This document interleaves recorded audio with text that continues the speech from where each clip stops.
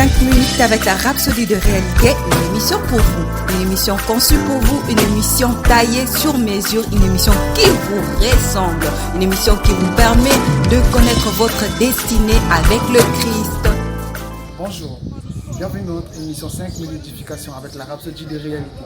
Aujourd'hui, mardi 17 septembre 2019, notre homme de Dieu partage avec nous sur le thème « L'évangile doit être prêché », dont le verset d'ouverture est Philippiens 1 au verset 21 qui dit « Car Christ est ma vie et la mort m'est un gain ». Le commentaire dit « Aujourd'hui dans certains pays, les autorités tentent d'utiliser les armes de la peur, de la persécution, de l'intimidation pour réprimer et empêcher la prédication de l'évangile. Mais l'évangile ne peut pas être arrêté. Jésus dit dans Matthieu 24, 14 « Cette bonne nouvelle du royaume sera prêchée dans le monde entier, puis servir de témoignage à toutes les nations, alors viendra la fin. » Ne soyez jamais intimidés par un quelconque gouvernement, groupe ou individu qui s'oppose à l'évangile. Ils échoueront, car ils ont toujours échoué. Lorsque Saul de Tarse a ravagé l'église, Jésus l'a assommé et déclaré « Il te sera dur de regimbrer contre les aiguillons. » Acte 9, 5. Il n'y a pas de législation de complot, d'inculpation forgée de toutes pièces et de déclaration contre l'évangile qui puisse tenir.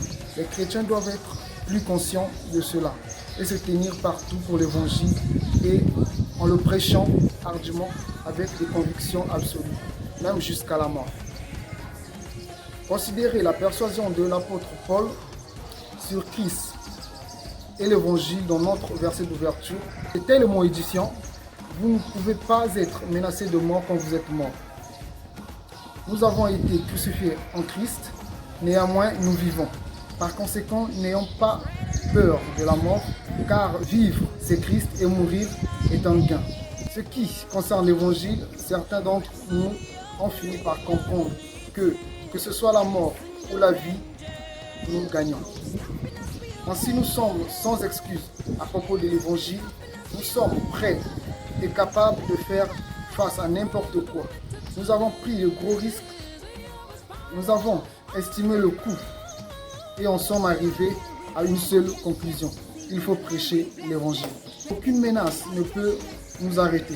Ajustez vos épaules, montons vers le haut, la poitrine dégagée, car vous êtes ambassadeurs de Christ, porteurs de la nouvelle de sa puissance salvatrice. C'est votre dessein, c'est la raison pour laquelle vous êtes en vie. Vous êtes totalement consacré à Dieu, vous êtes sa priorité. Par conséquent, rien ni personne ne peut vous blesser ou vous empêcher de réaliser votre destin dans l'évangile. Laissez la passion de répandre l'évangile à travers le monde brûler dans votre cœur, comme jamais auparavant. Restez résolus et déclarez comme l'apôtre Paul. La nécessité m'en est imposée, et malheur à moi si je n'annonce pas l'évangile. 1 Corinthiens 9, 16. La rhapsodie d'aujourd'hui a été très édifiante. Donc je vous encourage, chers frères et sœurs, de partager ardemment la parole de Dieu, de faire des nations des disciples, car telle est notre mission ici sur terre. Soyez fortifiés et courageux. Nous allons prendre quelques instants de méditation, ensuite on prendra la confession. Nous allons prendre la confession, veuillez répéter avec moi s'il vous plaît. Par des paroles et des actes, par de puissants signes et prodiges, par la puissance de l'Esprit de Dieu, l'évangile est pleinement prêché sur la terre. Et beaucoup sont en train d'être ramenés dans le royaume de Dieu. L'esprit de domination est suscité chez les enfants de Dieu, du monde entier, pour prêcher l'évangile sans crainte, avec foi au nom de Jésus. Amen. Les études approfondies sont Philippiens 1, 14, Actes 18, du verset 9 à 10, 2 Corinthiens 1, du verset 7 à 10. Merci d'avoir été nombreux à nous suivre. À très bientôt. Soyez bénis. Nous croyons que vous avez été bénis par ce message. Nous vous invitons à faire de Jésus-Christ le Seigneur de votre vie en disant cette prière. Seigneur Jésus, viens dans mon cœur et deviens le Seigneur de ma vie. Je reçois la vie éternelle dans mon esprit. Et selon Romains 10, 9, si tu confesses de ta bouche le Seigneur Jésus, et si tu crois dans ton cœur que Dieu l'a ressuscité de mort, tu seras sauvé.